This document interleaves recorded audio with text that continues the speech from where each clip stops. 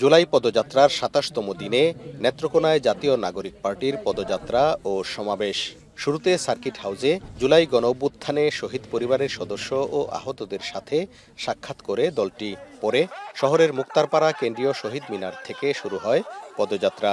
শহরের প্রধান সড়ক প্রদক্ষিণ করে কালেক্টরেট মাঠে গিয়ে শেষ হয়। পরে সেখানে শুরু হয় সমাবেশ।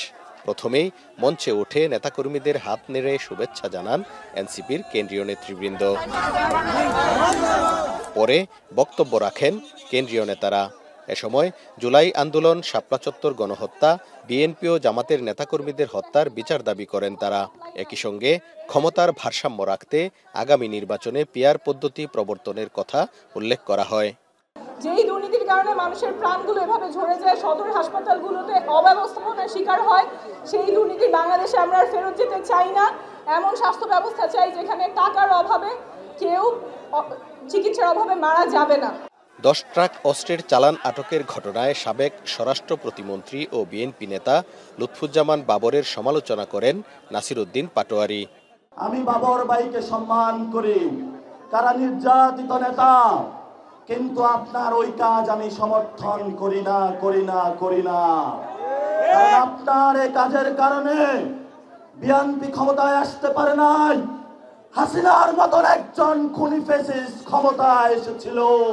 সমাবেশে জুলাই গণহত্যায় জড়িত শেখ হাসিনা ও আওয়ামী লীগের বিচার দাবি করেন দলের আহ্বায়ক নাহিদ ইসলাম।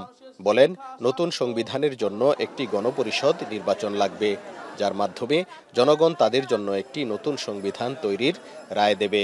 আমরা একটি জনকল্যাণমুখী রাষ্ট্র তৈরি করতে চাই, যেখানে মানুষের শিক্ষা, স্বাস্থ্য এবং কর্মসংস্থানের অধিকার নিশ্চিত হবে।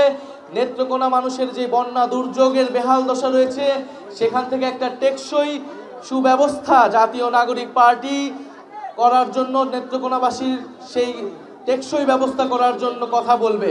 দেশের সার্বভৌমত্ব ও অখণ্ডতা রক্ষা এবং মানবিক মর্যাদা প্রতিষ্ঠিত করবে জাতীয় নাগরিক পার্টি, এমন প্রতিশ্রুতি দিয়ে ছাত্র জনতার সমর্থন চায় দলটি। আপনারা জাতীয় নাগরিক পার্টির হাতকে শক্তিশালী করুন। হারুনুর রশিদ, এখন, নেত্রকোনা। নেমেছেন তাতে নেত্রকোনাবাসী